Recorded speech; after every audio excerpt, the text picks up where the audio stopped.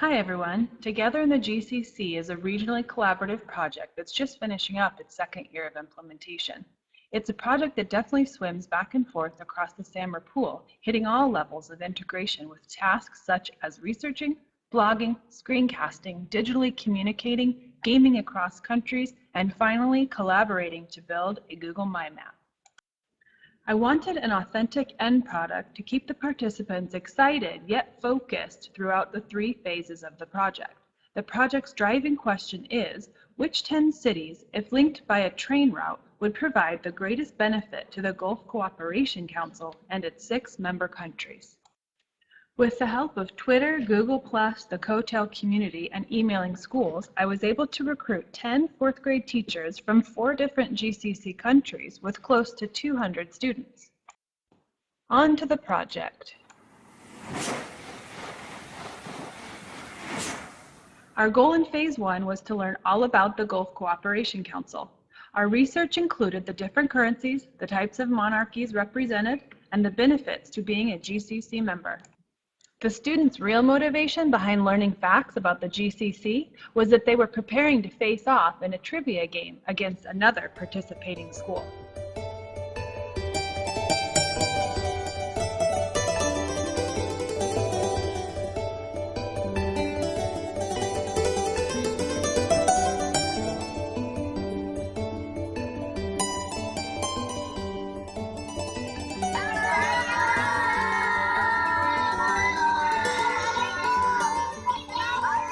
Students love this interaction, and it really did keep them motivated through what some might consider boring research. Next, with a clear understanding of the GCC, we then moved to Phase 2 of the project.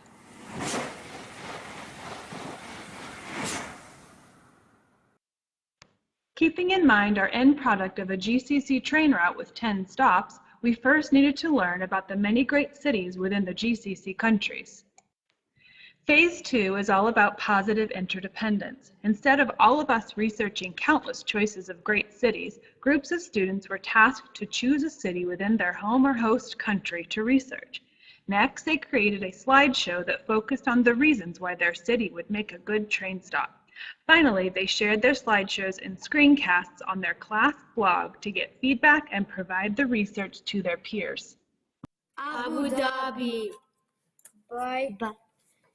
Leia, Cristiano, Zayed, and Amar. Introduction. Welcome to Abu Dhabi, the place where you will smile when you see it. When you go there, you will eat really amazing Arab food. Location. The country borders are Saudi Arabia and Oman. The UAE has 7 emirates: Dubai, Abu Dhabi, Ajman, Sharjah, Amal Quain, Fujairah, and Ras Al Khaimah. It is close to Qatar, Kuwait, and Bahrain. The UAE is in the Arabian Gulf in the Middle East. Participating teachers did a great job teaching netiquette in order to prepare their students to give positive and helpful feedback. All of the posts had at least 8 comments that were kind, constructive, and well-written. After weeks of hard work, we're ready for Phase 3. Phase 3 is where students get to pull together their learning and answer the driving question. In addition to applying the unit's content learning, Phase 3 is also where students learned about the skills involved when having to digitally communicate between group members. Here's Caitlin and Lily back on day 1 of Phase 3 to tell you about their final project. Today we're going to be working on creating a map. This map will include the cities that we want the train stops to visit, and we have a group and we're all deciding what cities we should have, and we have 10 cities that we're going to be including on the map. We have to work with our group to decide what cities we should pinpoint on the map. So mostly we're going to be working on pinpointing what the cities are and deciding as a group. We also have a contract, and it includes all the jobs for each of us, for each person in the group, so we all know what we're doing, and it can help us keep organized. We have 5 different main jobs. Some of the jobs include editing the pins and editing the descriptions. Some include directing the screencast, and some include the project manager. And we also include some rules, like we have to communicate through Google Hangouts, we have to use proper punctuation, and we also have to get along, and we have to have reasons for things we include in the document and in the map, because we're a team. So each of us need to know why the others are doing things. This is what we're doing today. Although learning the skills involved in communicating digitally benefited the students greatly, the process came with its fair share of headaches. Like for the 6th one, I wanted Daya. Okay, so if it's red, it means that it's not for sure. Like, yeah. It's just what you suggest. It's that if you don't want it. Oh, if you don't want it, you're gonna change it to red. So that's basically, if it's red, it means you don't agree. Okay. So how many cities do we have, like, all together with the ones we agree and don't agree? I'm not sure, but I know that it's more than 13. More than 13. So how many are we agreeing on?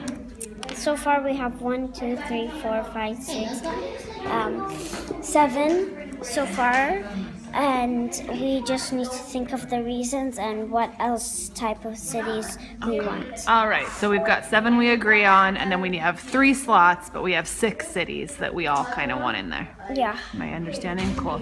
All right, so I'll be interested to see how you guys solve this. I'll check back, okay? So we've got having some fun in the GCC project right now.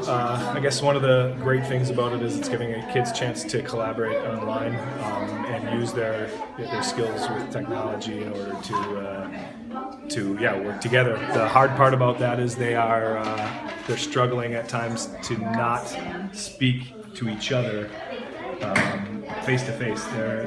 They'd rather go and run across the classroom and talk to somebody instead of typing to them or chatting with them. So that's probably the hard and easy part combining together. So I've noticed that one of the things that the children really needed help with or modeling was how to effectively communicate back and forth their needs. One of the things I've been spending a lot of time is going around and showing them how to type an effective paragraph that shows them how to get what they're looking for done through questioning or positive phrasing. After lots of learning about content, collaboration, and communication, Phase 3 came to a close with the completion of the proposed GCC train route. Here is a clip from the finished product. Saudi Arabia is 512 kilometers away from Al Ahmadi, Kuwait. The GCC train stop should go to Riyadh because Riyadh is the capital of Saudi Arabia, and because Riyadh is in the middle of Saudi Arabia, so it would be very easier to travel to different cities. Kuwait City, Kuwait would be the next GCC train stop. Al Ahmadi, Kuwait is 38 kilometers away from Kuwait City, Kuwait. And Kuwait City would also be 38 kilometers away from Al Ahmadi, Kuwait. The GCC train should go to Kuwait City because it is the capital of Kuwait, and because it would be easier for freight trains to transport oil. Muscat, Oman is 123 kilometers away from Nizwa.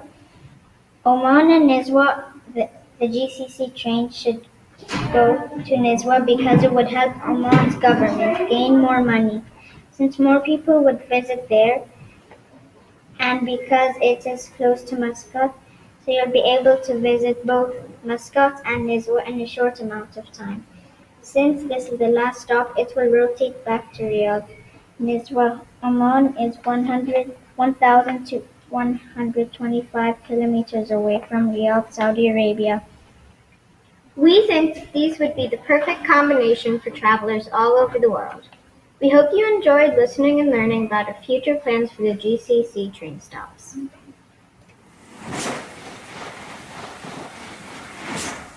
So the project this year went so much better than last year, but after talking to the teachers and doing some reflecting myself, I think that there's a couple things that I can do to make the project go even better. The big issue this time was that the project just for RVIS ended up taking 9 weeks instead of the intended 5, and there's still a couple classes that aren't finished yet in other countries.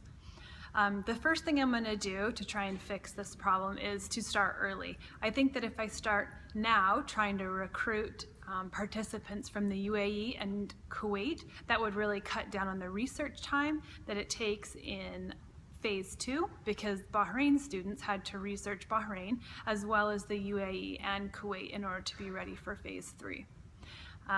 The next thing that I'm going to do is I'm going to do a bit more front loading with the teachers in order to send out some quick tutorials about the tools that are needed in the project for communication. Communication between teachers was sometimes slow during the project this year, and I think that's mainly because we weren't familiar with using the Google Plus community. So even just teaching teachers how to quickly turn on notifications so that they know when there's a new post in the community, I think would help move along the project even better.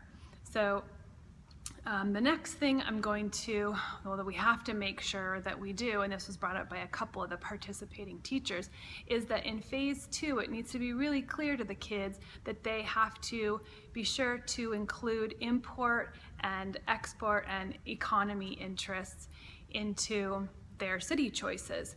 What ended up happening was that in Phase 3, the students had to go back and research those points so that they could get an advanced on the rubric by trying to persuade people that, for instance, the train should stop in Muscat because Muscat exports copper, and it would be good for the rest of the GCC to be brought this copper. So making sure that the expectations of Phase 2 are clear so that Phase 3 is shorter and kids aren't having to do even more research. And lastly, we have some authentic due dates built in, for instance, the Kahoot game, and then Phase 2 research. It's pretty clear that Phase 3 relies on the Phase 2 research and presentations. But again, I think that we need to over communicate those due dates and the importance of sticking to those so that all the students can benefit from each other's research. This time around, because not everybody finished with Phase 2 at the same time, kids were having to do a lot more research in Phase 3 than we intended, which again made the timeline a lot longer. So those are some things for now. I'm sure there'll be more as teachers finish Phase 3, but overall I think everyone's really happy with the project and we're excited to make it even better for next year.